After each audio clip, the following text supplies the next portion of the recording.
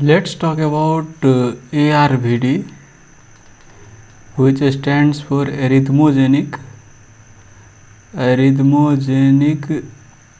right ventricular dysplasia।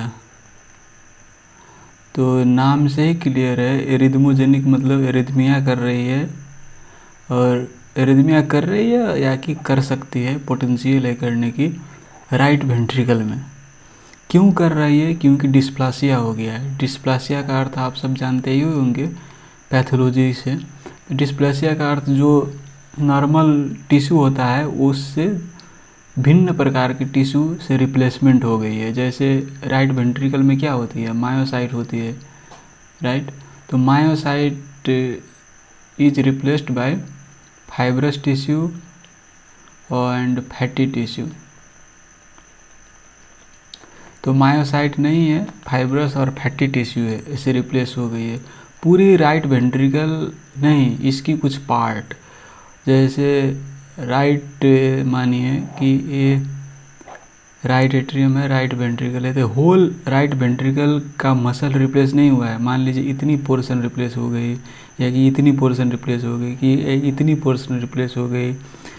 अब कितनी portion of right ventricle replacement हुई है इस प्रकार की टिश्यू से, वो डिपेंड करती है कितनी सिविरिटी म्यूटेशन की है, कैसे रिप्लेस होती है वो पहले आप जान लीजिए, तब आप समझ में आएगा आपको। जैसे ये मायोसाइट होती है ना, एक तो मायोसाइट ये myocyte they sit together because there is protein that is connecting each other, right.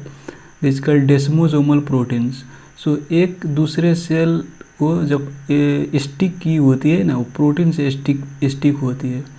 और मान लीजिए कोई जेनेटिक म्यूटेशन है और इस प्रोटीन जो होल्ड कर रही है सेल के बीच के, वो डिफेक्टिव हो गई, नहीं प्रोड्यूस हो गई, तो ये सेल के बीच की जो अटैचमेंट है वो तो नहीं होगी, तो सेल सब बिखर जाएगी। तो देखिए भाई, सेल सब बिखर गई, दूसरे की कनेक्शन नहीं है, तब क्या होगी कि इनसे इन्फ्लामेशन हो जाएगी। इन्फ्लामेशन होगी तो आप सब जानते ही है कि इन्फ्लामेशन जो होती है कहीं पर भी शरीर में, कहीं भी इन्फ्लामेशन होती है तो उसका दो ठो फेट होता है। एक ठो या कि रिजोल्यूशन हो जाए, या कि रिजोल्यूशन नहीं होगी तो फाइब्रस टिश्यू से रिप्लेसमेंट हो जाए, राइट। तो इसमें आपको फाइब्रस टिश्यू और फैटी टिश्यू से रिप्लेसमेंट हो जाती है।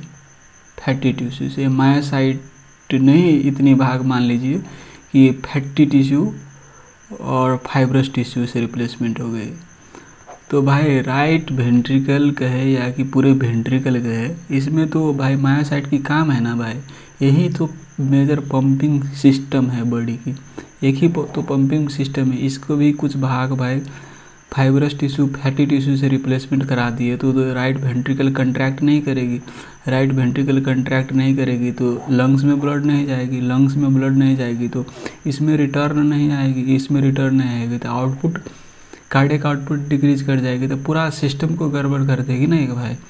अब कितनी गड़बड़ करेगी, कितनी हार्ट फेलियर करेगी, वो डिपेंड करती है कितनी पोर्शन राइट वेंट्रिकल के इफेक्ट हुई है। कुछ पेशेंट में थोड़ी सी भाग, इतनी सी भाग रिप्लेसमेंट हो सकती है, तो वो पेशेंट एसिम्प्टोमेटिक हो सकता है, होल लाइफ उसका कोई सिम्टम नहीं होता है। जब आप टॉप्सी करेंगे तो देख सकते हैं कि इतनी भाग उसकी फैटी टिश्यू थी, फाइब्रस टिश्यू थी। और कुछ पेशेंट की इतनी भाग इफेक्ट कर गई भाई, इतनी भाग कर गई तो भाई राइट वेंट्रिकल फेल हो जाएगी, राइट, यंग एज में फेल कर जाएगी। राइट वेंट्रिकल फेल कर जाएगी तो लेफ्ट वेंट्रिकल भी फेल कर जाएगी, राइट। तो इसको हम एरिथमोजेनिक राइट वेंट्रिकुलर कार्डियोमायोपैथी भी बोलते हैं। कार्डियोमायोपैथी क्यों बोलते हैं? क्योंकि डिस्प्लास्टिक टिश्यू से रिप्लेस हो गई ना भाई, फाइब्रस फैटी टिश्यू से रिप्लेसमेंट हो गई, तो इसका जो नॉर्मल कंट्रक्टाइल प्रॉपर्टी था, कंट्रक्टाइल प्रॉपर्टी जो था वो तो लॉस्ट हो गई। तो इससे आपको क्या हो जाएगी कि ये डायलेशन करेगी, जो राइट वेंट्रिकल का जो जितना नॉर्मल कैविटी साइज होता है ना, उससे ही बढ़ जाएगी। तो इसलिए आप इको में देख सकते हैं राइट वेंट्रिकल का जो कैविटी साइज होती है वो बढ़ जाती है, क्योंकि मसल की प्रॉपर्टी क्या है, खुमच की रहने की रहती है ना, कंट्रैक्ट करके रहने की होती है, इसीलिए कैविटी छोटी होती है। अब भाई इतना मसले गायब हो गई तो डायलेट कर जाएगी ना भाई, इसलिए राइट वेंट्रिकल कैविटी की साइज बढ़ जाती है। और इसमें आपको कौन कौन भाग में इफेक्ट करती है राइट वेंट्रिकल की, mainly right ventricle outflow tract का रीजन होता है ना, वहाँ पर बेसी डिस्प्लासिया होता है, इसलिए ये भाग भी आपको डायलेटेड मिलेगी। और सब ट्राइकस्पिड रीजन कहने का अर्थ जो यहाँ ट्राइकस्पिड वाल्व के नीचे का भी भाग, यहाँ पर भी रिप्लेसमेंट होती है। और एपेक्स ये भाग, ये 3 ठो भाग ज़्यादा इफेक्ट होती है इस ARVC में, इसीलिए इसको कार्डियोमायोपैथी बोलते हैं, राइट। अब इसको हम कैसे पहचानें, तो मैंने पहले ही बोल दिया, कुछ पेशेंट की एसिम्टोमेटिक हो सकती है जब मान लीजिए कि इतनी सी पोर्शन अफेक्टेड हुई है, और कुछ पेशेंट की इतनी पोर्शन अफेक्ट हो गई तो वो यंग एज में भी सिम्टोमेटिक हो सकती है। और इसीलिए इस कितनी एज में पेशेंट प्रेजेंट करेगी वो फिक्स नहीं है भाई, कितनी भाग इसकी रिप्लेसमेंट हुई है, और पेशेंट का एक्टिविटी क्या है, ऑक्यूपेशनल एक्टिविटी क्या है। मान लीजिए वो कोई फिजिकल मैनुअल लेबर है, ज़्यादा एग्जर्शन वाली काम करती है, राइट, तो वो वैसे पेशेंट को जल्दी सिम्टम आ सकती है, क्योंकि उस वैसे पेशेंट में तो हार्ट की कंट्रैक्टिलिटी ज़्यादा करनी पड़ती है, तो इसलिए वैसे पेशेंट में सिम्टम अर्ली एज में आ सकती है।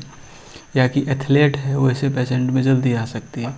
तो हम जैसे पेशेंट की हार्ट फेलुअर की सिम्टम देखते हैं भाई, राइट वेंट्रिकल फेलुअर की जैसे सिम्टम आ रही है तो हम ECG करते हैं।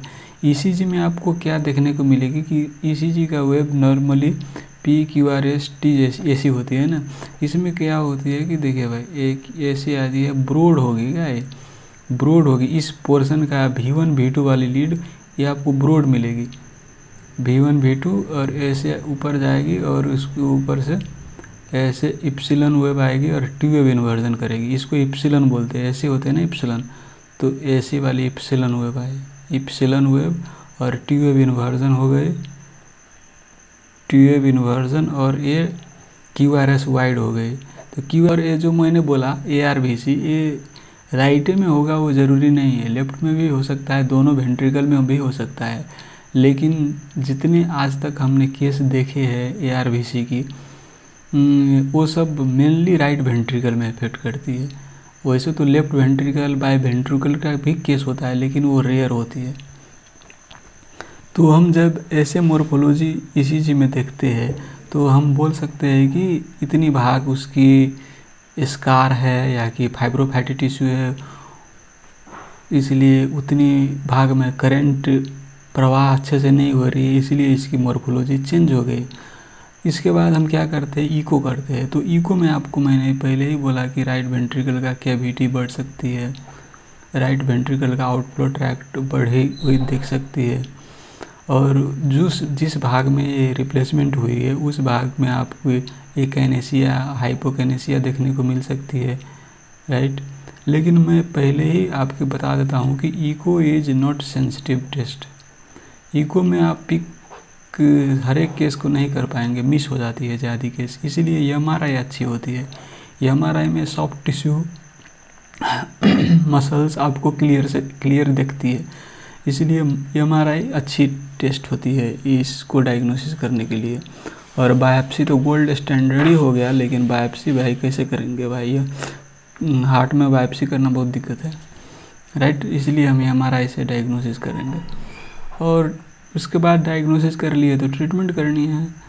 तो ट्रीटमेंट क्या करेंगे भाई, अब इतनी भाग मान लीजिए इसकी फाइब्रोफैटी से रिप्लेसमेंट हो गई है, तो हम तो क्या करेंगे, अब इसको मायोसाइट से रिप्लेस तो नहीं करा सकते हैं, वैसी टेक्नोलॉजी तो हमारी नहीं है। स्टीम सेल यहाँ पर रख दे, स्टीम सेल मायोसाइट जनरेट करेगी, अभी तक की टेक्नोलॉजी तो डेवलप नहीं है वैसी।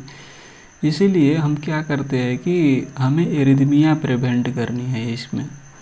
जैसे ऐसी पेशेंट को वेंट्रिकुलर टैकीकार्डिया हो सकती है, और दूसरी प्रकार की एरिथमिया सब भी हो सकती है, इसीलिए हम पहले ही से ICD रख देंगे तो कुछ भी एरिथमिया होगी तो प्रिवेंट कर जाएगी।